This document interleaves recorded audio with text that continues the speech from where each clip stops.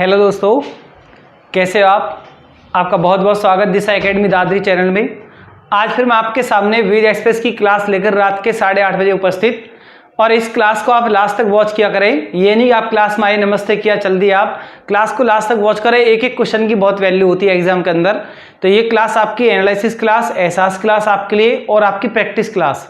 और मेरे प्यारे बच्चे, इस क्लास के साथ जुटिए आप और सारे वर्क छोड़कर विविध एक्सप्रेस की क्लास को ज्वाइन कीजिए। ये क्लास आपके लिए बहुत ही बढ़िया आपके लिए क्लास होने वाली है। जो भी आपके एग्जाम होंगे, एग्जाम के लिहाज से ये जीएस की जो विविध एक्सप्रेस की क्लास है, ये आपको 100% जीएस की परीक्षा पास कराएगी, 100% पास कराएगी। और इसमें लगभग आपकी 60+ वीडियो आपकी हो चुकी हैं। 60+ वीडियो को इतना कंटेंट मैंने आपको दिया है, आपको कहीं भी कुछ भी करने की जरूरत नहीं है। आप अगर एक्सप्रेस की क्लास को वॉच कर रहे हो तो आपकी प्रैक्टिस बहुत अच्छी हो जाएगी। क्लियर? लेकिन विविध एक्सप्रेस की क्लास के साथ साथ आपको साइड यानी आपको प्रॉपर जो कंटेंट होता है, जो टॉपिक का जो बेस होता है, उसको बहुत अच्छे से करना होता है। क्लियर? तो मेरे प्यारे बच्चे, आप जुड़िए आप क्लास के साथ। देखिए, आप पहला क्वेश्चन आपके लिए, पहला क्वेश्चन मैं आपको दूंगा, आपको क्वेश्चन लिखवाया जाएगा, मैं बोलूंगा। देखिए आप पहला क्वेश्चन, ऑडियो मीटर से क्या काउंट होता है? Audiometer. आज तुम्हें 4 ऑप्शन नहीं मिलेंगे, सिर्फ क्वेश्चन सीधा आपसे पूछा जा रहा है, ऑडियो मीटर से क्या मापा जाता है? अपने कमेंट बॉक्स में स्पीड के साथ लगाएं, देखते हैं कितने बच्चे इस क्वेश्चन का आंसर लगा सकते हैं। ऑडियो मीटर से क्या काउंट होता है? मेरे प्यारे बच्चों, स्पीड के साथ लगाएं, ऑडियो मीटर से हम क्या काउंट करते हैं। लगाइए आप स्पीड के साथ। बहुत मेरे प्यारे बच्चे इस क्वेश्चन का आंसर बिल्कुल सही लगा रहे हैं, और कुछ इंतजार भी कर रहे हैं कि गलत भी लगा रहे हैं, कुछ वेट करते हैं। ऑडियो मीटर से क्या मापा जाता है? तो मेरे प्यारे बच्चे लिखिए आप, ध्वनि की तीव्रता। ध्वनि की तीव्रता बहुत मेरे प्यारे बच्चे ने लगा दिया है, ध्वनि की तीव्रता काउंट होती है। जो स्पीड के साथ इसे नोट करें या इसका स्क्रीनशॉट करें और नेक्स्ट पॉइंट की तरफ चलें। बढ़िया कंटेंट आपके सामने। क्लियर? तो मेरे प्यारे बच्चे आगे लिखिए आप, बढ़िया क्वेश्चन था आपके लिए। एक क्वेश्चन आगे देखोगे आप, दाढ़ी बनाने में कौन सा दर्पण यूज में आता है? मेरे प्यारे बच्चे लिखिए आप, दाढ़ी बनाने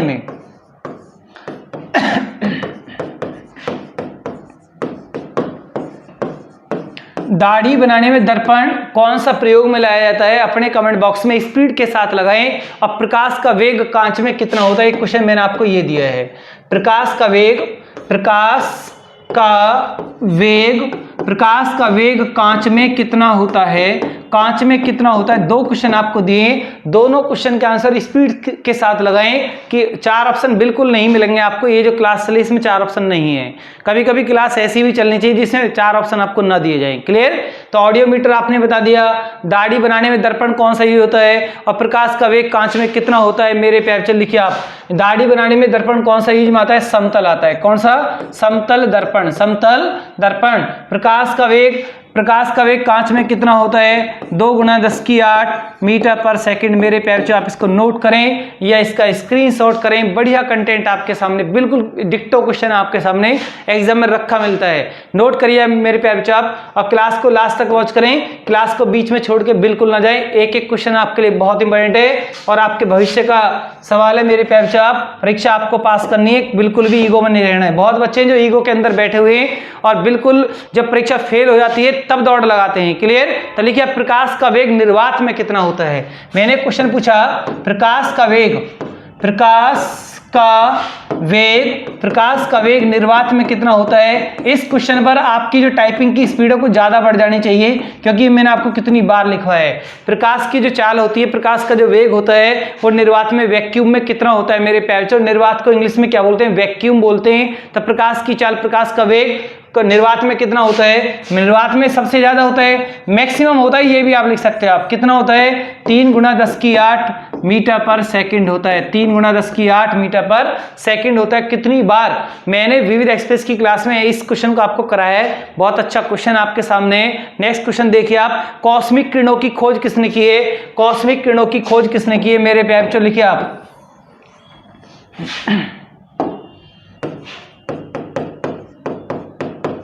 कॉस्मिक किरणों की खोज।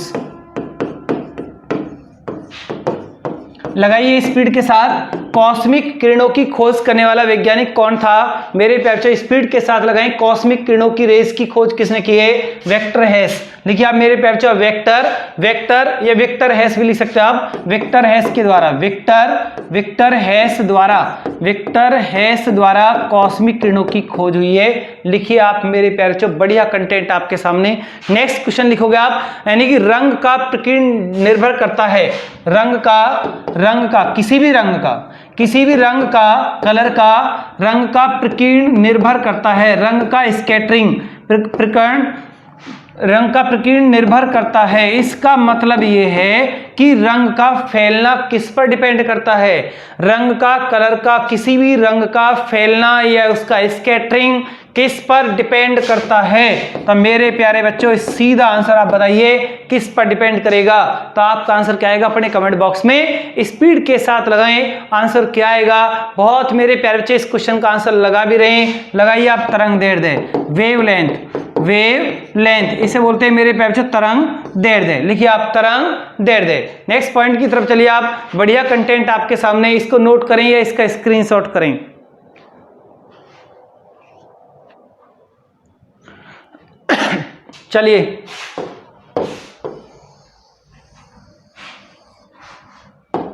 चलिए आप नेक्स्ट क्वेश्चन, ऑप्टिकल फाइबर कार्य कौन से सिद्धांत पर करता है? कितना बढ़िया क्वेश्चन एग्जाम में आता है।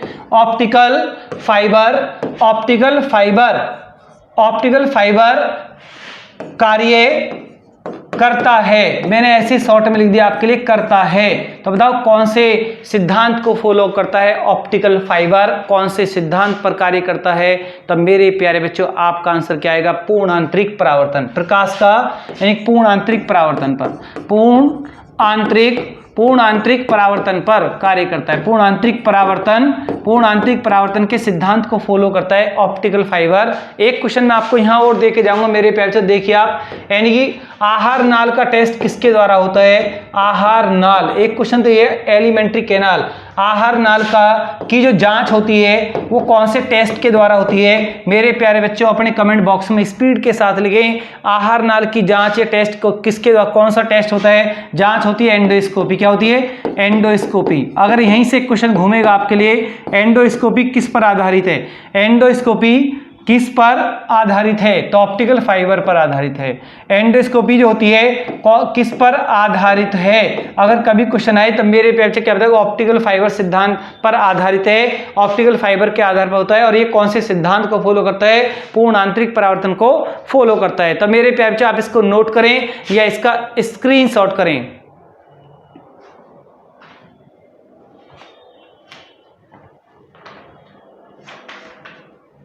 चलिए आप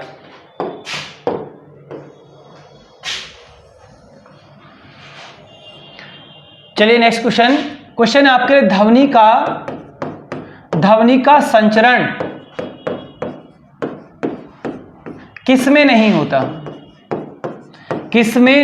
होता? तब मेरे प्यारे बच्चों आपका आंसर क्या आएगा? अपने कमेंट बॉक्स में स्पीड के साथ लगाएं। ध्वनि का जो संचरण है वो किस में नहीं होता? तो बहुत मेरे प्यारे बच्चे बहुत स्पीड के साथ टाइपिंग कर रहे हैं और इसका आंसर लगा रहे हैं। तो मेरे प्यारे बच्चों आप क्वेश्चन का आंसर लगाइए, मुझे आपके क्वेश्चन का इंतजार है। आप मेरा इंतजार करते हो कि ये क्वेश्चन का आंसर लगा दें तो हम अपनी स्पीड बढ़ा दें, ऐसा नहीं। अब मैंने आपको टाइम दिया तो आप लगाइए कि ध्वनि का संचरण किस में नहीं होता। तो मेरे प्यारे बच्चों ने बहुत लगा दिया निर्वात में ध्वनि का संचरण नहीं होता। निर्वात बोले तो वैक्यूम। तो सीधी सी बात यह है, ध्वनि को चलने के लिए माध्यम की आवश्यकता होती है और निर्वात कोई माध्यम नहीं है, वो खाली स्पेस है। तो मेरे प्यारे बच्चों आप इसको नोट करें या इसका स्क्रीनशॉट करें और नेक्स्ट पॉइंट की तरफ चलें। बढ़िया कंटेंट। एक क्वेश्चन है, प्रकाश को चलने के लिए माध्यम की आवश्यकता पड़ती है। एक क्वेश्चन लिखिए आप, प्रकाश को चलने के लिए माध्यम की आवश्यकता पड़ती है। माध्यम की आवश्यकता पड़ती है या नहीं पड़ती है? आवश्यकता पड़ती है या नहीं पड़ती है? नहीं पड़ती है। प्रकाश को चलने के लिए किसी माध्यम की आवश्यकता नहीं पड़ती है, और प्रकाश तो वहां ज्यादा स्पीड से दौड़ता है जहां पर कोई प्रकाश नहीं होता है। क्लियर? तो मेरे प्यारे बच्चों, जैसे वैक्यूम एक खाली स्थान है तो प्रकाश मैक्सिमम इसमें दौड़ता है, और ध्वनि इसमें नहीं दौड़ सकती क्योंकि ध्वनि को चलने के लिए माध्यम की आवश्यकता पड़ती है। जैसे आपका फिजिक्स का टॉपिक आएगा तो फिजिक्स में आपको ये सब अच्छे तरीका से कराए जाएंगे, प्रॉपर टॉपिक वाइज आपको कराएंगे। जब लाइट का टॉपिक आएगा तो बहुत अच्छे तरीका से आपको कराया जाएगा। नेक्स्ट क्वेश्चन देखिए आप मेरे प्यारे, बढ़िया कंटेंट आपके सामने। चलिए आप नेक्स्ट क्वेश्चन लिखो आप मेरे प्यारे, कोविड-19 की वैक्सीन लिखिए आप। कोविड-19 की वैक्सीन विकसित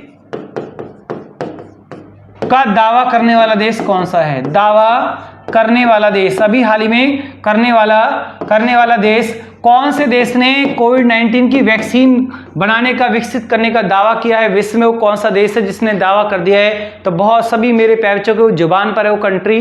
कौन सी वो कंट्री है? तो मेरे प्यारे बच्चों अपने कमेंट बॉक्स में स्पीड के साथ लगाएं। इसका आंसर क्या आएगा? रसिया। क्या आएगा? रसिया ने जो वैक्सीन बनाई है उसका नाम क्या रखा है? स्पुतनिक वी उसका नाम रखा गया है। स्पुतनिक वी मेरे प्यारे बच्चों, स्पुतनिक वी। आप इसे नोट करें या इसका स्क्रीनशॉट करें और नेक्स्ट पॉइंट की तरफ चलें। बढ़िया कंटेंट एकदम आपके सामने।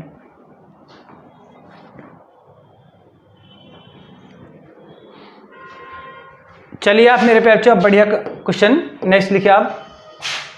बढ़िया क्वेश्चन एकदम आपके सामने। इसके बाद देखिए एक क्वेश्चन आपके लिए लिखो आप, यानी कि भारत की पहली किसान रेल।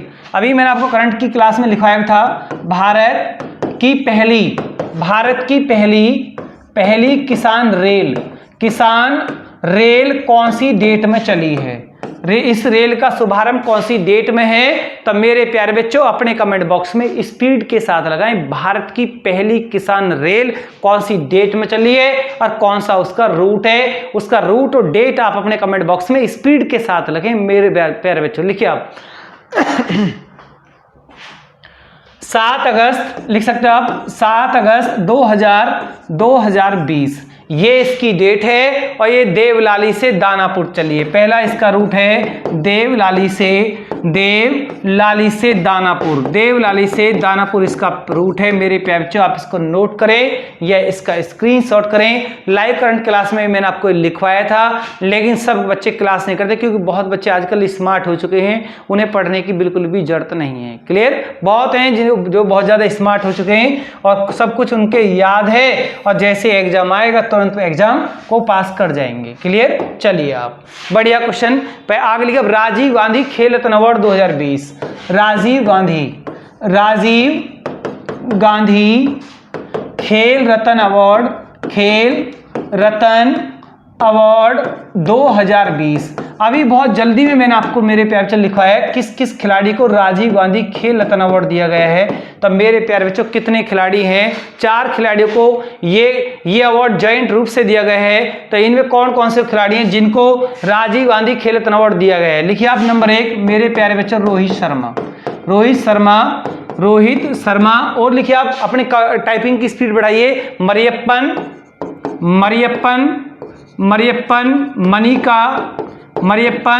मनिका और वीनेस फोगाट। तो मेरे प्यारे बच्चों अब आपको क्वेश्चन यहां मिलेगा। अब आपने ये तो लिख दिया कि राजीव गांधी खेल रत्न अवार्ड 2020 कितने खिलाड़ियों को दिया गया है? 4 खिलाड़ियों को दिया गया है। तब मेरे प्यारे बच्चों क्वेश्चन आपसे ये पूछा जा रहा है कि ये 4 खिलाड़ी तो मैंने आपके सामने लिख दिए, आप इनके सामने लिखोगे ये खिलाड़ी कौन कौन से खेल से संबंधित हैं। अपने कमेंट बॉक्स में स्पीड के साथ लगाएं, मुझे आपके आंसर का इंतजार है।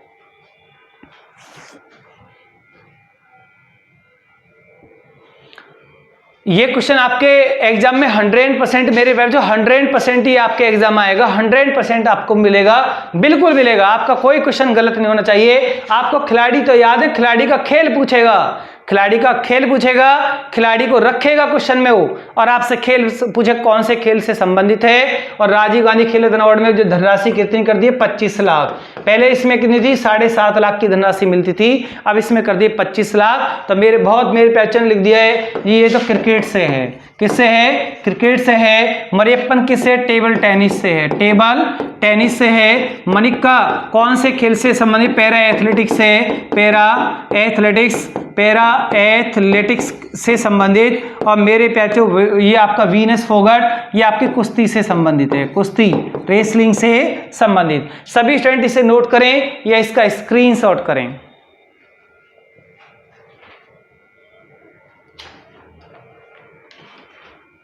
नोट करें, आराम से करिए नोट।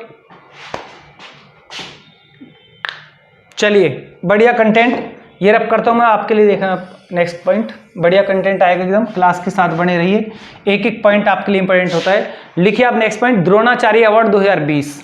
द्रोणाचार्य अवार्ड 2020। तो पहला क्वेश्चन तो सिर्फ यहां पर ये अवार्ड किसको दिया जाता है, किसको दिया जाता है। अगर आपसे पूछा है कि अवार्ड किसके लिए जारी होता है, तब मेरे प्यारे बच्चों आपका आंसर क्या आएगा। बड़ा इंपॉर्टेंट पॉइंट है आपके लिए भी। द्रोणाचार्य अवार्ड किसको दिया जाता है, तब मेरे प्यारे बच्चों किसको दिया जाता है, प्रशिक्षकों को मिलता है, कोच को दिया जाता है। प्रशिक्षक को लिख दो आप, या इंग्लिश में लिख दो, कोच को यह अवार्ड जारी होता है। और इसमें आप लिखोगे, आप कोच तो कही है, लेकिन मैं आप कुछ कोच आपके सामने लिखूंगा, आप उन कोचों के खेल लिखोगे, आप वो कौन से खेल से संबंधित है। रमेश पठानिया एक लिखोगे आप, रमेश पठानिया। नंबर 2 लिखोगे आप मेरे प्यारे, नंबर 2 ओम प्रकाश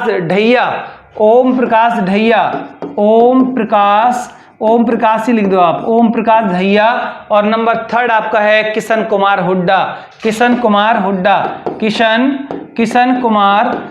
कुमार हुड्डा मेरे प्यारे बच्चों, किशन कुमार हुड्डा। और एक को लिख लो आप मेरे प्यारे बच्चों, बढ़िया, यानी विजय बालचंद्र।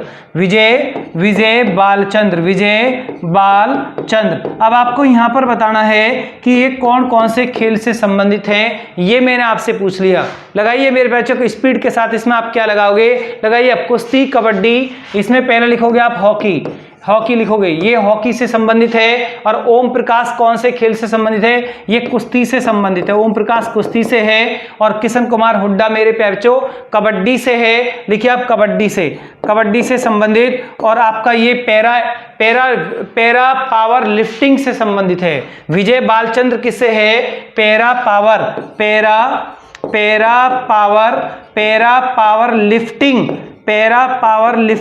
लिफ्टिंग से संबंधित है मेरे प्यारे बच्चों।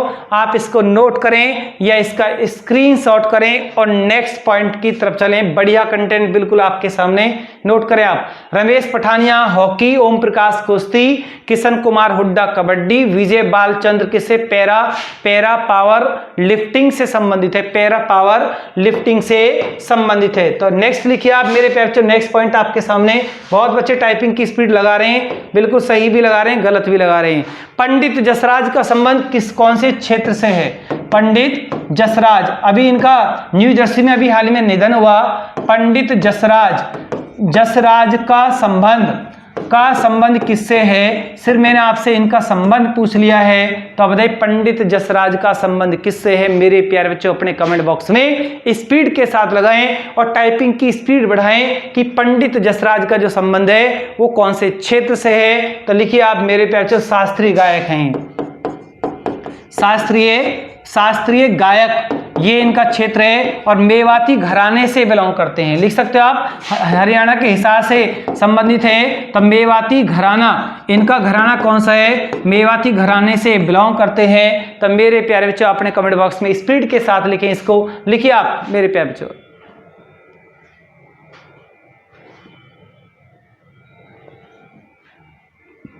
चलिए आप एक क्वेश्चन इसमें और देखोगे आप, बढ़िया कंटेंट आपके सामने।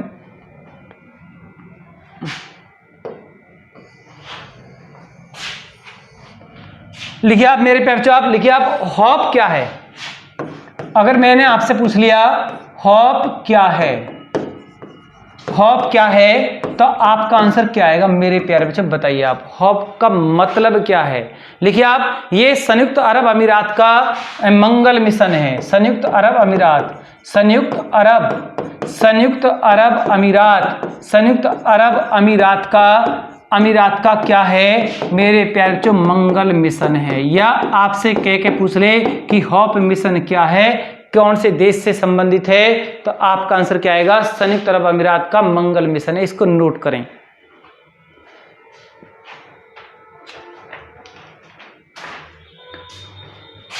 चलिए आप नेक्स्ट देखिए आप मेरे प्यारे बच्चों, नेक्स्ट पॉइंट आपके सामने मैं इसको रब करता हूं। नेक्स्ट क्वेश्चन देखिए आप, नेक्स्ट पॉइंट आपके लिए बड़ा अच्छा कंटेंट आएगा। अच्छा मिटा नहीं अभी, 1 मिनट, सॉरी। चलिए नेक्स्ट पॉइंट, प्रथम संविधान संशोधन। प्रथम संविधान, कितना बढ़िया क्वेश्चन आपके सामने आएगा, देखना आप। प्रथम संविधान संशोधन 1951 के अंतर्गत, एक क्वेश्चन तो ये याद हो गया कि 1951 में पहला संविधान संशोधन कौन सी सन में आया है, 1951 के अंतर्गत, 1951 के अंतर्गत। और इसमें मैं आपको 4 ऑप्शन दूंगा, देखकर आप बता देना कि कौन सा ऑप्शन इसमें राइट आएगा।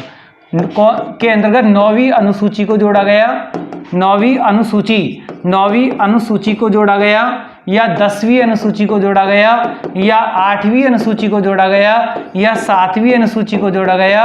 तो मेरे प्यारे बच्चों अपने कमेंट बॉक्स में स्पीड के साथ लगाएं, इस क्वेश्चन का आंसर आएगा क्या। बहुत मेरे, ये क्वेश्चन इतना सदाबहार क्वेश्चन है, एग्जाम में कितनी बार पूछा गया है, तो बहुत मेरे प्यारे बच्चे इस क्वेश्चन का आंसर लगा रहे हैं और बिल्कुल सही लगा रहे हैं। 9वीं अनुसूची को इसमें जोड़ा गया मेरे प्यारे बच्चे, 9वीं अनुसूची को इसमें ऐड किया गया। आप इसको नोट करें या इसका स्क्रीनशॉट करें और नेक्स्ट पॉइंट की तरफ चले। बढ़िया कंटेंट बिल्कुल आपके सामने, देखना अभी क्लास को लास्ट तक वॉच करें, क्लास को बीच में ना छोड़ के जाएं। अगर क्लास आप 2, 4, 10 मिनट की क्लास कर रहे हैं उसके बाद नहीं करते, उसका कोई फायदा नहीं है। क्लास का फायदा आपको तभी मिल सकता है जब आप क्लास को कंप्लीट पूरा देखें। क्लियर। 2019 का देखिए आप मेरे पे, आप इसमें कंटेंट में देखिए आप, ये क्वेश्चन आपके लिए बड़ा इंपॉर्टेंट क्वेश्चन रहेगा। चलिए 2019 का यूएसए टेनिस ओपन का पुरुष एकल खिताब किस खिलाड़ी के नाम हुआ था। पुरुष एकल खिताब किस खिलाड़ी के नाम हुआ, इसका विजेता कौन रहा है। तो मेरे प्यारे बच्चों अपने कमेंट बॉक्स में स्पीड के साथ लगाएं। यानी कि अमेरिका जो टेनिस ओपन होता है उसका 2019 का पुरुष एकल खिताब किस खिलाड़ी के नाम हुआ। तो बहुत मेरे प्यारे बच्चे अपने कमेंट बॉक्स में स्पीड के साथ लगा रहे हैं। लगाइए, वेट मत करिए कि मैं आपको आंसर बताऊंगा, पहले आप लगाइए, आप प्लीज लिखिए, आप स्पीड के साथ लगाइए। आप राफेल नडाल मेरे प्यारे बच्चे, राफेल नडाल आप इसे लिखोगे आप। क्लियर। तो नेक्स्ट क्वेश्चन देखिए आप, इसको नोट करें या इसका स्क्रीनशॉट करें। एक क्वेश्चन लिखा आप, 2019 में थोक मूल्य सूचकांक का आधार वर्ष कौन सा रहा है। 2019 में थोक मूल्य सूचकांक का आधार वर्ष कौन सा रहा है। 2019 में थोक मूल्य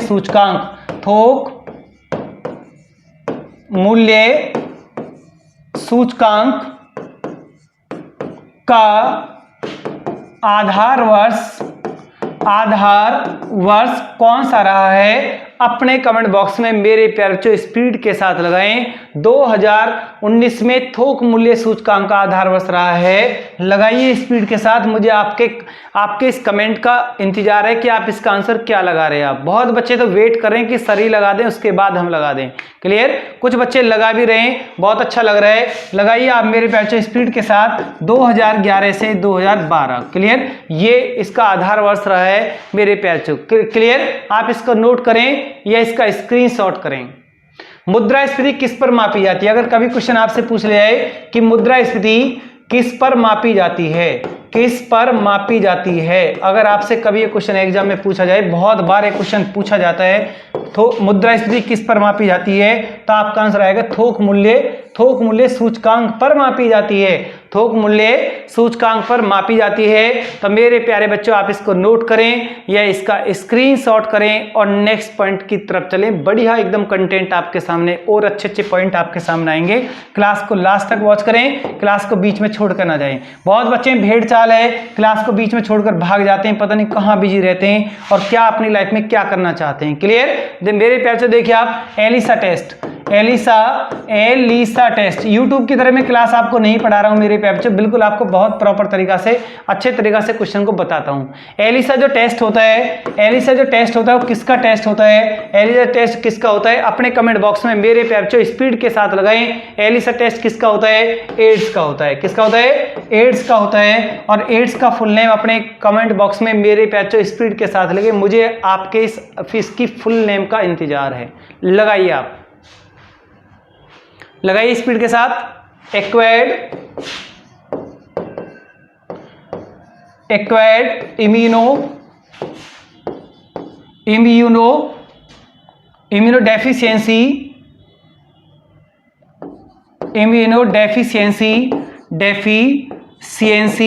डेफिशिएंसी सिंड्रोम। तो मेरे प्यारे बच्चों ये इसका फुल नेम है, आपने अपने कमेंट बॉक्स में लिख भी दिया होगा। एक्वायर्ड इम्यूनो डेफिशिएंसी सिंड्रोम, ये एड्स का फुल नेम है। आगे लिखिए आप मेरे प्यारे बच्चों, आप विटामिन बी12 की कमी से कौन सा रोग हो जाता है? बढ़िया क्वेश्चन आएगा बिल्कुल आपके सामने।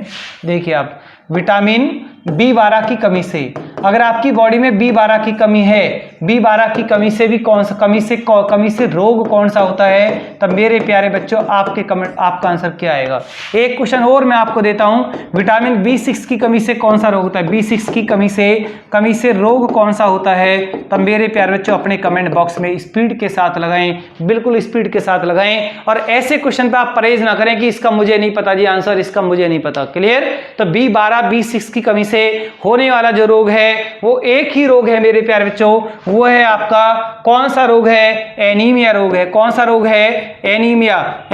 ब्लड के शरीर के अंदर किसकी कमी हो जाती है? खून की कमी इसमें हो जाती है मेरे प्यारे बच्चों। एनीमिया, अरक्तता या रक्त क्षीणता। कितनी बार मैंने आपको बताया है मेरे प्यारे बच्चों, आप इसको नोट करें या इसका स्क्रीनशॉट करें और आगे के कंटेंट पर चलें।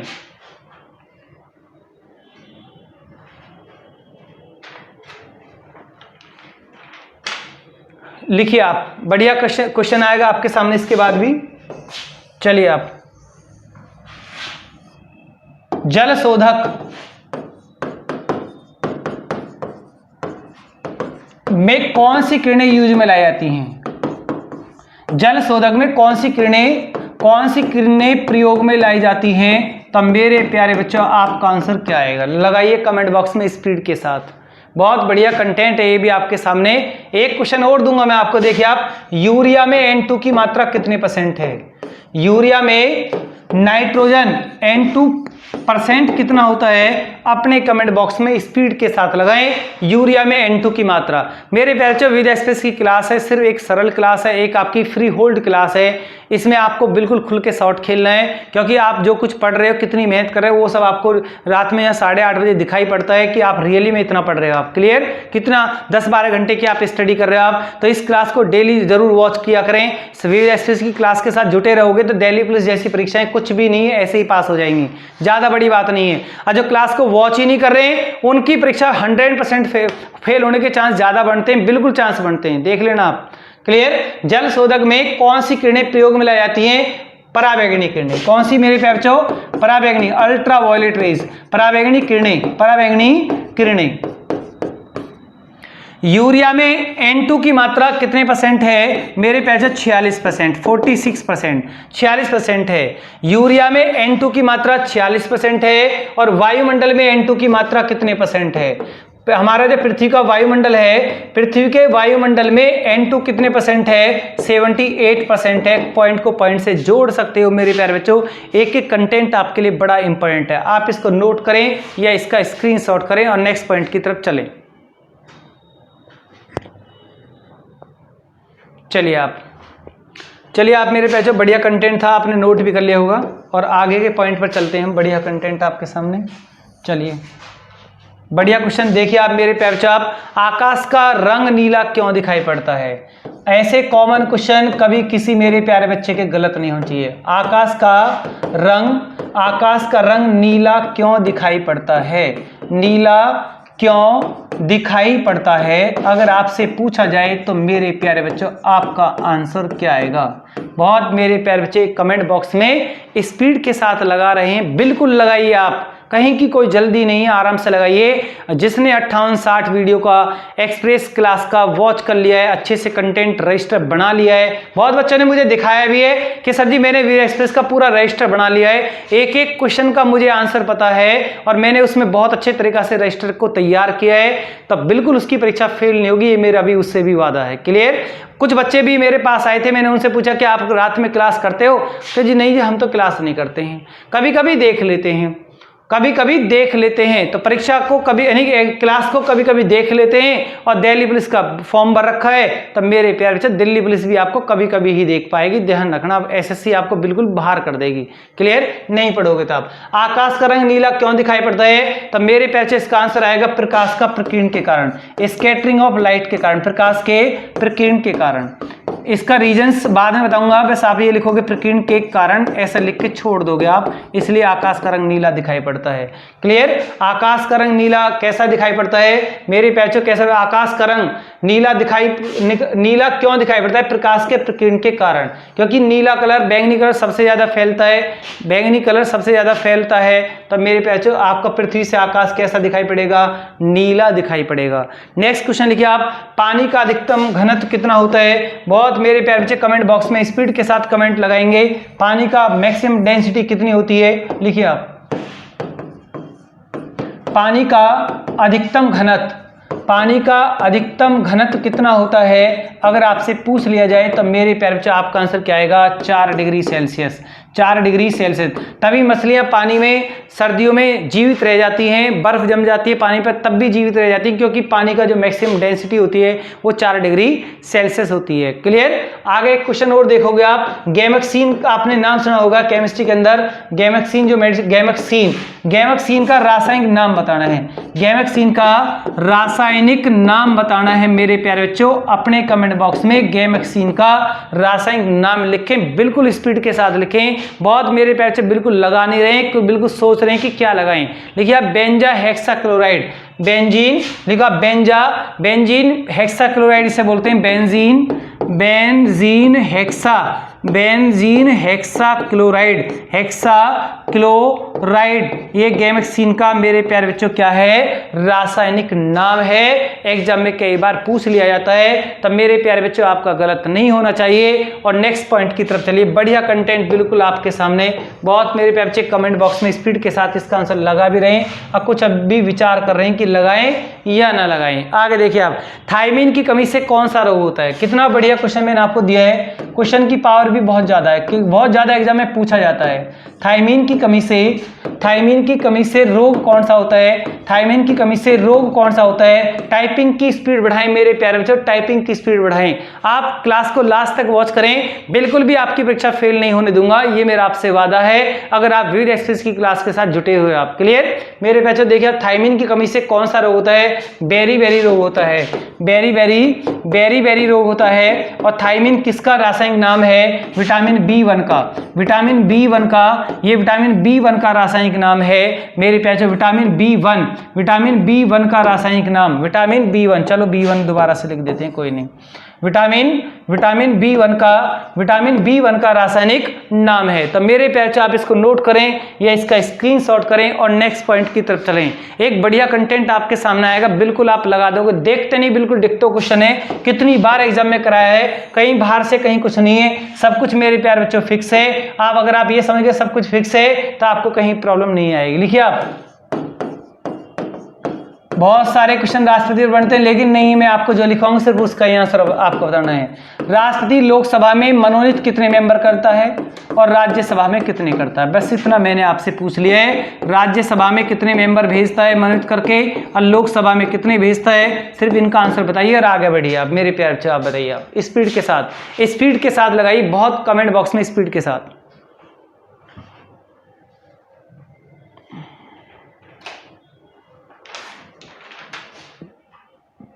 लगाइए। अब बहुत मेरे प्यारे लगा दिए, लोकसभा में राष्ट्रपति 2 मेंबर भेजता है मनोनीत करके, एंग्लो इंडियन।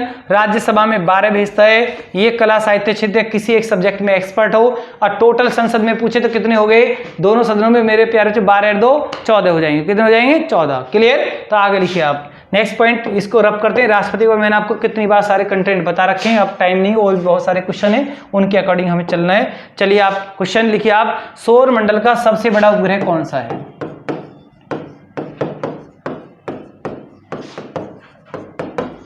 सौर मंडल का सबसे बड़ा उपग्रह कौन सा है, या सबसे बड़ा सैटेलाइट कौन सा है? अपने कमेंट बॉक्स में स्पीड के साथ लगाएं मेरे प्यारे बच्चे। इस क्वेश्चन का आंसर क्या आएगा, लगाइए आप।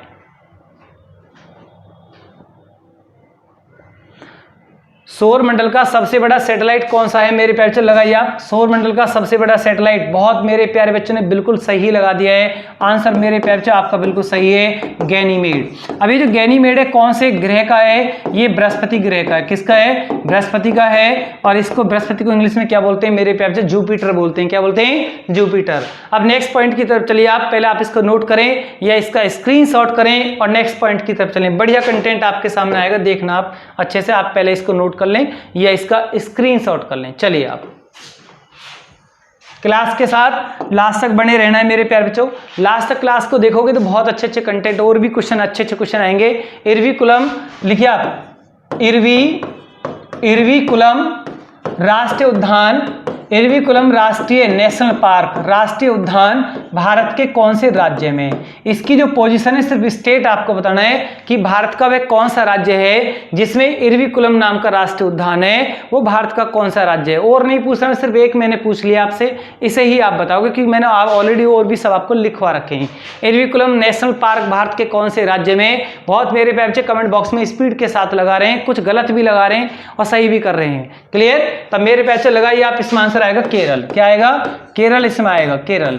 और थोरियम के सबसे ज्यादा भंडार भारत के कौन से राज्य में? थोरियम के भंडार सबसे ज्यादा भारत में कौन से राज्य में है? तो मेरे पैसे क्या लगाओ, केरल में। और विश्व में भी थोरियम के भंडार सबसे ज्यादा भारत में है। कहां पर है, भारत में है। चलिए आप बढ़िया कंटेंट था आप, बिल्कुल आपके लिए। क्वेश्चन को आप नोट कर सकते हैं अच्छे से। देखिए आप नेक्स्ट क्वेश्चन देखिए आप मेरे प्यारे, बढ़िया क्वेश्चन आएगा आपके लिए। लिखिए आप, गांधी जी को राष्ट्रपिता से संबोधित किसने किया पहली बार? गांधी जी को, महात्मा गांधी जी को, गांधी जी को पहली बार राष्ट्रपिता शब्द से संबोधित, राष्ट्रपिता से संबोधित किसने किया है? सबसे पहले गांधी जी को राष्ट्रपिता कहने वाला व्यक्ति कौन था? ये क्वेश्चन मैंने आपसे पूछ लिया है। बढ़िया क्वेश्चन आपके लिए, बिल्कुल इंपॉर्टेंट क्वेश्चन है मेरे प्यारे बच्चों। बताइए आप, राष्ट्रपति को संबोधित यानी गांधी जी को सबसे पहले राष्ट्रपिता किसने कहा? बहुत मेरे प्यारे बच्चे कमेंट बॉक्स में स्पीड के साथ लगा रहे हैं और बिल्कुल सही लगा रहे हैं, गलत भी कुछ लगा रहे हैं। लगाइए आप, सुभाष चंद्र बोस ने, सुभाष चंद्र बोस द्वारा गांधी जी के लिए ये बोला गया। क्लियर। तो मेरे पैसे नेक्स्ट पॉइंट पर चलिए आप, बढ़िया कंटेंट आएगा, इसको आप नोट कर सकते हैं या इसका स्क्रीनशॉट कर लें मेरे प्यारे बच्चों। देखिए आप बढ़िया क्वेश्चन इसके बाद भी। लिखिए आप, मार्ले मिंटो सुधार कौन सी सन में आया था? सॉरी, ओनली सन बताना है आपको। मार्ले मिंटो सुधार कब पारित हुआ? तब मेरे बच्चों ओनली आप सन बताओगे। सन इसमें आएगा 1909, जिससे हम 1909 का अधिनियम भी कहते हैं। और इसमें पहली बार मुसलमानों को निर्वाचक मंडल में आरक्षण, रिजर्वेशन दिया गया। पहली बार भारत में धर्म के आधार पर आरक्षण कौन सी सन में दिया गया? 1909 में दिया गया। आगे लिखिए आप, वॉटसन कंप्यूटर किस कंपनी का प्रोडक्ट है? वॉटसन कंप्यूटर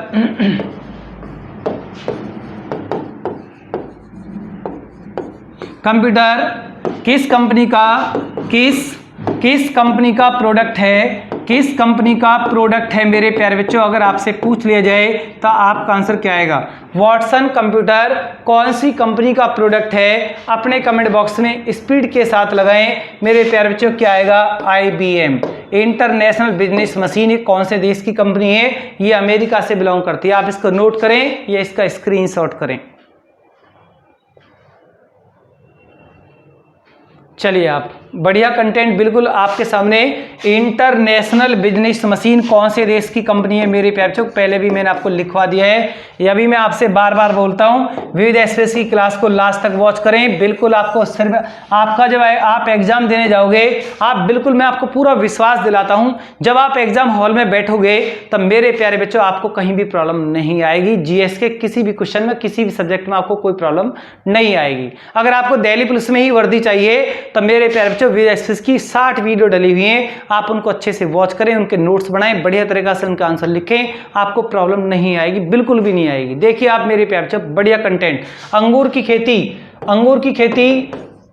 की खेती या उसका उत्पादन कौन सी ब्रांच में होता है, कौन सी ब्रांच में अंगूर की खेती को रखा गया है मेरे प्यारे बच्चों, आप इसका आंसर बता सकते हो अपने कमेंट बॉक्स में स्पीड के साथ। लगाइए आप कौन सी कल्चर आएगी वो, जिसमें मैंने आपको इतना हिंट दे दिया है, विटीकल्चर।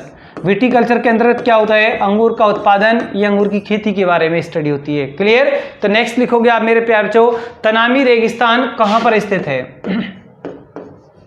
तनामी रेगिस्तान, तनामी नाम का जो रेगिस्तान है, जो मरुस्थल है, तो मेरे प्यारे बच्चों इसकी जो पोजीशन है ये कहां पर स्थित है। अगर आपसे पूछ लिया जाए तो आपका आंसर क्या आएगा, तनामी रेगिस्तान कहां पर है। तो मेरे प्यारे बच्चों बताइए तनामी रेगिस्तान कहां पर है। बहुत मेरे प्यारे बच्चे कमेंट बॉक्स में स्पीड के साथ लगा रहे हैं, लगाइए स्पीड के साथ इसका आंसर क्या आएगा, मुझे वेट है।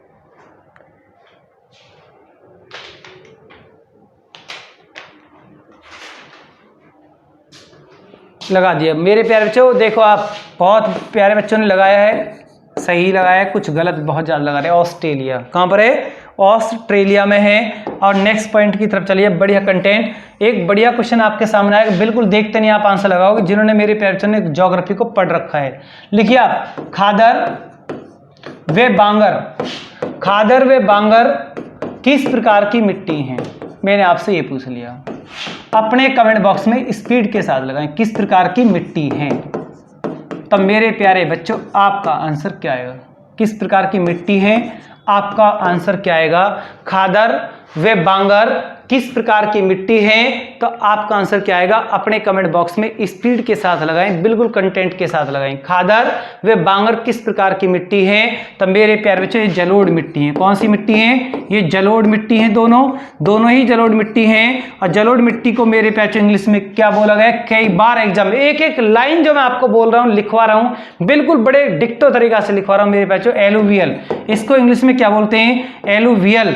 मेरे प्यारे इसको इंग्लिश में एलुवियल बोला गया है, एलुवियल मिट्टी बोला गया है। और जलोढ़ मिट्टी में अगर आपसे पुराना जलोढ़ पूछा जाए तो पुराना जलोढ़ किसे बोलोगे आप, और नवीन जलोढ़ किसे बोलोगे आप। देखिए आप, नवीन जलोढ़ कौन सा बोला जाएगा, नवीन जलोढ़ कौन सी मिट्टी है इनमें से, ऊपर लिखी हुई है। पुराना जलोढ़ कह के पूछे तो बांगर, और नवीन पूछे तो मेरे पास खादर।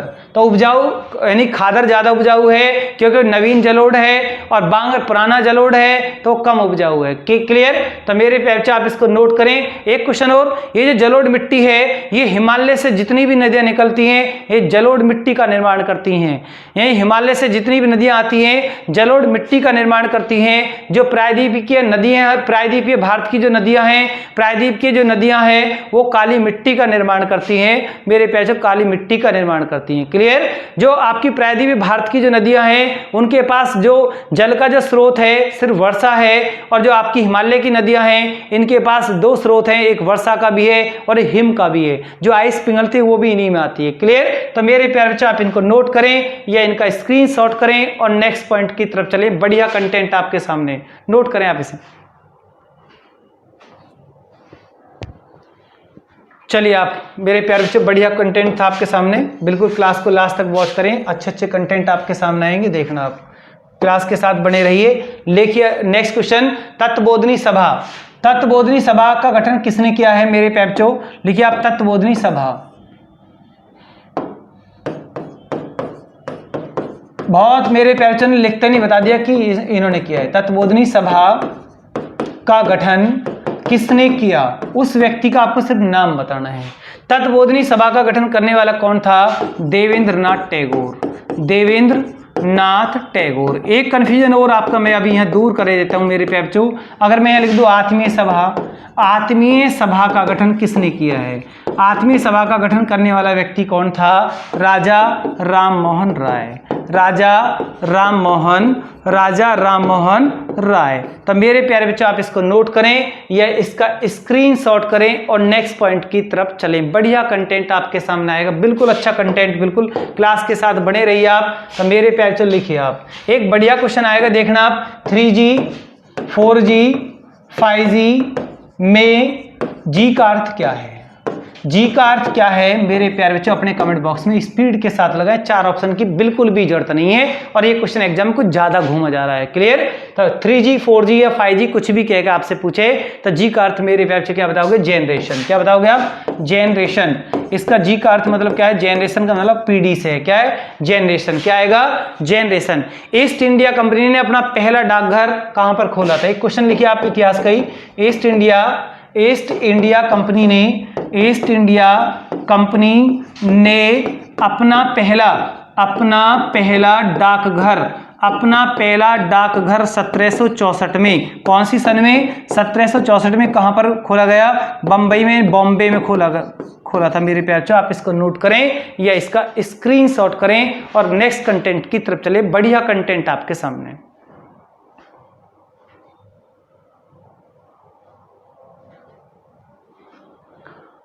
चलिए आप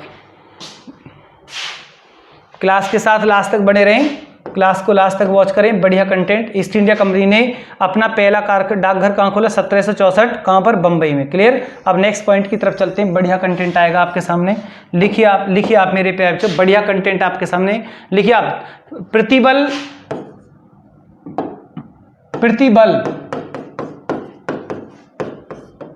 प्रतिबल की एसआई इकाई क्या है?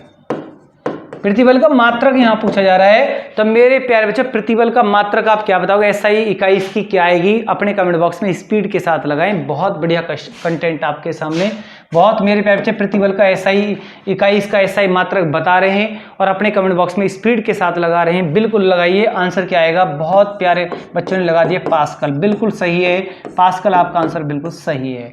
एक क्वेश्चन लिखोगे आप, मैं आपको यहाँ पर 4 विटामिन दूंगा, उनके रासायनिक नाम आपको बताने हैं। विटामिन B12, B7, B9 और B12, B7, B9 और मेरे बच्चा B5। क्या आएगा? B5। तो मेरे प्यारे बच्चों आप इनका रासायनिक नाम अपने कमेंट बॉक्स में स्पीड के साथ लिखें। इनके रासायनिक नाम क्या बनते हैं? सभी के रासायनिक नाम अपने कमेंट बॉक्स में स्पीड के साथ लिखें। बढ़िया कंटेंट बिल्कुल आपके सामने। देखिए आप B12 तो मेरे बच्चे लगा रहे हैं, बहुत सारे बच्चे लगा रहे हैं साइनोकोबालमिन। एक क्वेश्चन आपके, अगर आपके रजिस्टर में एक क्वेश्चन 10 बार आ रहा है, समझो कि आपकी तैयारी बहुत अच्छी हो रही है। आप उसकी प्रैक्टिस ऑलरेडी आप कर चुके हो आप बढ़िया तरीका से। B7 का रासायनिक नाम है बायोटिन। क्या है मेरे प्यारे बच्चों? बायोटिन। और B9 का क्या है? Folic acid. फॉलिक अम्ल लिख दो आप, फॉलिक अम्ल या फॉलिक एसिड। और B5 का पेंटाथेनिक एसिड। मेरे प्यारे बच्चों लिखिए, पेंटाथेनिक अम्ल लिख दो या एसिड लिख दो आप अपने कमेंट बॉक्स में स्पीड के साथ लिखिए आप।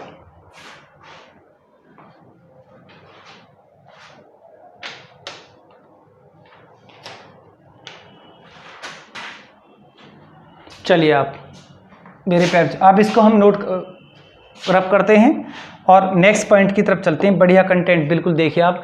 B12 cyanocobalamin, B7 biotin, B9 folic अम्ल और B5 आपका पेंटाथेनिक। अभी जो आपका B12 है, इसमें कौन सी धातु पाई जा रही है? कोबाल्ट धातु कौन से विटामिन पाई जाती है? B12 में पाई जाती है। अब नेक्स्ट क्वेश्चन की तरफ चले। बढ़िया कंटेंट मैं अब इसको रब करता हूं। बढ़िया कंटेंट आएगा बिल्कुल आपके लिए। देखिए आप मेरे प्यारे, बढ़िया क्वेश्चन आपके लिए। निकट दृष्टि दोष का दूसरा नाम क्या है? निकट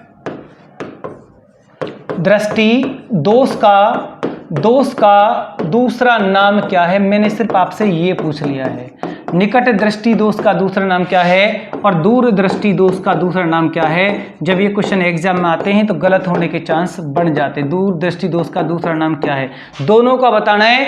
अपने कमेंट बॉक्स में स्पीड के साथ बताएं। मेरे प्यारे बच्चों आप क्या लगाओगे? लगाइए आप। पहले में आएगा मायोपिया, बिल्कुल सही लगा रहे हैं मेरे प्यारे बच्चे, मायोपिया। और इसका आएगा हाइपरमेट्रोपिया। लिखिए आप, हाइपरमेट्रोपिया। तो मेरे प्यारे बच्चों आप इसको नोट करें या इसका स्क्रीनशॉट करें और नेक्स्ट पॉइंट की तरफ चलें। चलिए आप बढ़िया कंटेंट मेरे पे बच्चों, आप बढ़िया क्वेश्चन आपके लिए, दोनों ही क्वेश्चन अच्छे हैं, पहले भी कितनी बार आपको लिखवाए। आप आगे लिखिए, आप नेक्स्ट पॉइंट आपके लिए protium deuterium, protium deuterium tritium, तीनों को किस श्रेणी में रखा गया है?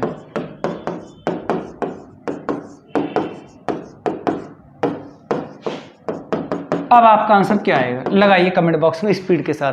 प्रोटियम ड्यूटीरियम ट्राइटियम को तीनों को किस श्रेणी में रखा गया है? तब मेरे प्यारे बच्चों अपने कमेंट बॉक्स में लगाइए स्पीड के साथ। कौन सी श्रेणी में आते हैं? आइसोटॉप, आइसोबार, मेरे प्यारे बच्चों आइसोटॉप में आते हैं। कौन से में आते हैं? आइसोटॉप श्रेणी में आते हैं, जिनको हम हिंदी में बोलते हैं समस्थानिक। समस्थानिक प्रोटियम में होता है आपका 1H1, ये होता है आपका 1H2, ये आपका होता है 1H3। कभी कभी इनके रासायनिक नाम आपसे पूछ लिए जाते हैं, तो ये मेरे प्यारे बच्चों इनके रासायनिक नाम भी हैं। क्लियर? नेक्स्ट लिखिए आप, अस्त्र मिसाइल कैसे वार करती है? क्वेश्चन आपके लिए देखिए आप, अस्त्र मिसाइल कैसे मार करती है, किस डायरेक्शन में अस्त्र मिसाइल चलती है? डीआरडीओ के द्वारा बनाई गई है, भारत की पहली प्रक्षेपास्त्र मिसाइल है।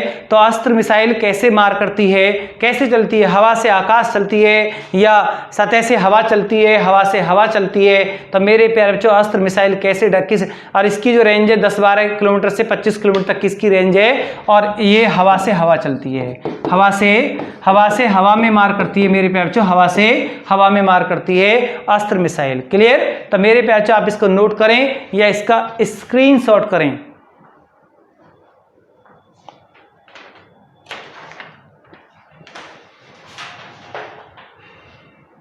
चलिए आप, बढ़िया कंटेंट, मैं इसको रब करता हूं, आगे पॉइंट की तरफ चलिए आप, बढ़िया कंटेंट आएगा आपके लिए। देखिए क्वेश्चन मेरे प्यारे बच्चों, आप पायरोल्यूसाइट किसका अयस्क है? अपने कमेंट बॉक्स में स्पीड के साथ लगाएं। पायरोल्यूसाइट किसका अयस्क है? बहुत मेरे प्यारे बच्चे अपने कमेंट बॉक्स में स्पीड के साथ लगा रहे हैं।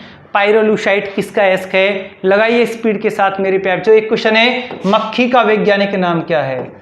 मक्खी का वैज्ञानिक नाम क्या है? अपने कमेंट बॉक्स में मेरे प्यारे बच्चों स्पीड के साथ लगाएं, मक्खी का वैज्ञानिक नाम क्या है? और पायरोल्यूसाइट किसका अयस्क है?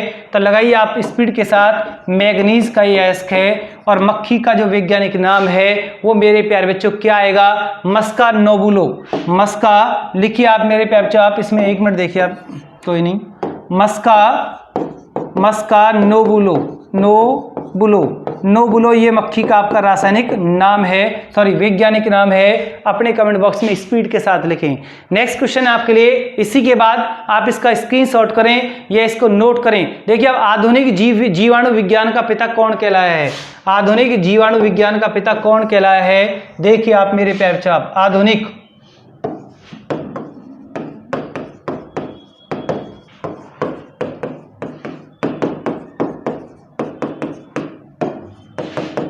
विज्ञान का पिता कौन कहलाया है? अपने कमेंट बॉक्स में स्पीड के साथ लगाएं। बहुत मेरे प्यारे बच्चे इस क्वेश्चन का आंसर लगा रहे हैं, बिल्कुल बहुत अच्छा लग रहा है।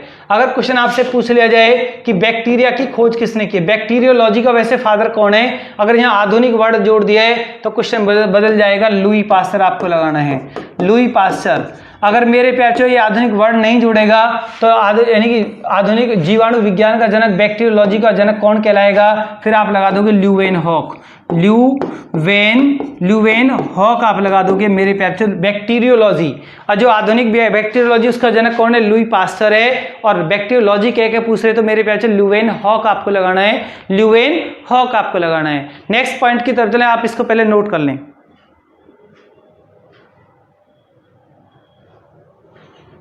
चलिए आप, बढ़िया कंटेंट बिल्कुल आपके सामने, बड़ा अच्छा क्वेश्चन आएगा। देखिए आप मेरे प्यारे बच्चों, देखिए आप बढ़िया कंटेंट। नायलॉन की खोज किसने की है? कितना बढ़िया क्वेश्चन आपके सामने रख दिया गया है। नायलॉन के खोजकर्ता कौन है? और हीलियम की खोज किसने की है? हीलियम की खोज करने वाला वैज्ञानिक कौन है? मेरे प्यारे बच्चों कमेंट बॉक्स में स्पीड के साथ लगाएं, बिल्कुल स्पीड के साथ लगाएं। बारूद की खोज किसने की है? बारूद की खोज करने वाला वैज्ञानिक कौन है? तो ये मैंने आपको 3 क्वेश्चन दिए हैं, लगाइए आप इनमें आंसर क्या आएगा। मेरे इसमें लिखोगे आप कैरोथर्स। कैरोथर्स इसका आंसर आएगा। और हीलियम की खोज करने वाला कौन आएगा? लॉकियर आएगा। कौन आएगा? लॉकियर आएगा मेरे प्यार बच्चों, लॉकियर। और बारूद की खोज करने वाला कौन आएगा? रॉजर ब्रेकन आएगा, रोजन वेकन।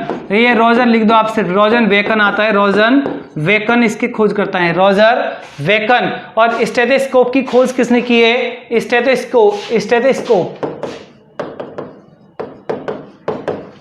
स्टेथोस्कोप की खोज करने वाला कौन था? तब मेरे प्यार से लगाइए आप, लॉ एनेक।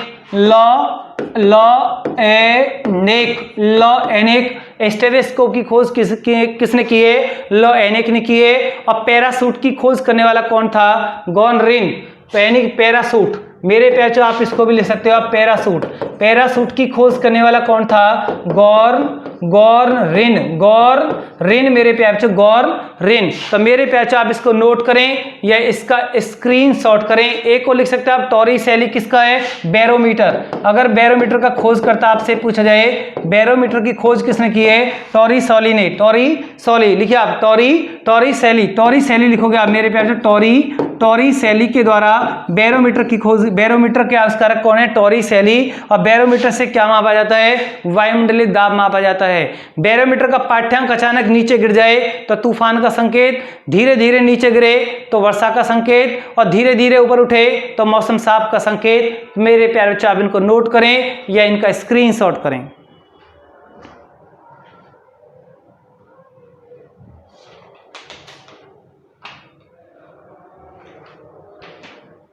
चलिए आप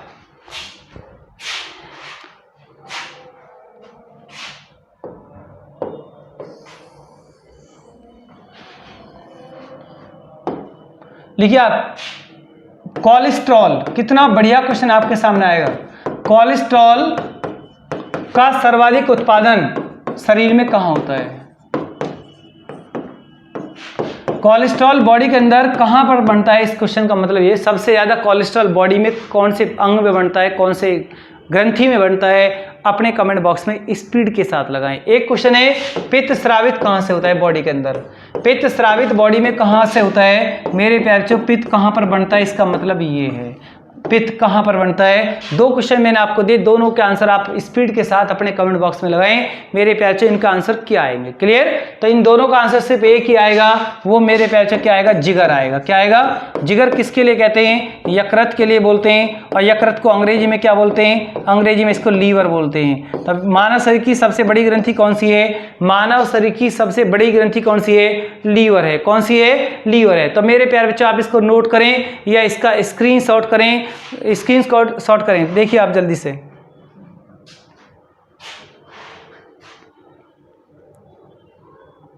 चलिए आप एक क्वेश्चन और देखिए आप, बढ़िया क्वेश्चन आएगा आपके सामने, बढ़िया कंटेंट मेरे प्यारे बच्चों। देखिए आप एक क्वेश्चन और लिखोगे आप, दूध का खट्टा होना कौन सा परिवर्तन है? दूध का खट्टा होना कौन सा परिवर्तन है? तब मेरे प्यारे बच्चों कौन सा आएगा? रासायनिक परिवर्तन है, रासायनिक परिवर्तन है। और लोहे में जंग लगना कौन सा परिवर्तन आता है? लोहे में जंग लगना कौन सा परिवर्तन है? ये भी रासायनिक परिवर्तन है। और पानी का भाप बनना कौन सा परिवर्तन है? भौतिक परिवर्तन है। भौतिक और रासायनिक में क्या डिफरेंस है भाई? अगर किसी वस्तु की फेज बदल जाए और वापस उसी अवस्था में आ जाए तो भौतिक है, और नहीं आती है तो रासायनिक है। क्लियर? लोहे में जंग लग गया तो दोबारा से लोहा ऐसा नहीं हो सकता। क्लियर? तो यही मेरे प्यारे बच्चों आज की क्लास, विद्यार्थी की क्लास में मैंने आपको कुछ बहुत मिक्स क्वेश्चन लिखे हैं, बहुत अच्छे अच्छे कंटेंट आपके सामने लेकर आया। तब मेरे प्यारे बच्चों, अगर आपको आज विविध एक्सप्रेस की क्लास पसंद आई है तो आप इस मेरे चैनल को लाइक कर सकते हो, शेयर कर सकते हो आप, और इस दिशा प्लेटफॉर्म को, दिशा एकेडमी दादरी चैनल को आप अपने पूरे क्षेत्र में अपने सभी सगे संबंधियों को आप इसको शेयर करा सकते हो, आप उनसे सब्सक्राइब करा सकते हो, आप इतना वर्क तो आप करा सकते हो। आप मिलते हैं नेक्स्ट क्लास के साथ मेरे प्यारे बच्चों, नेक्स्ट क्लास के साथ मिलते हैं। धन्यवाद, गुड नाइट।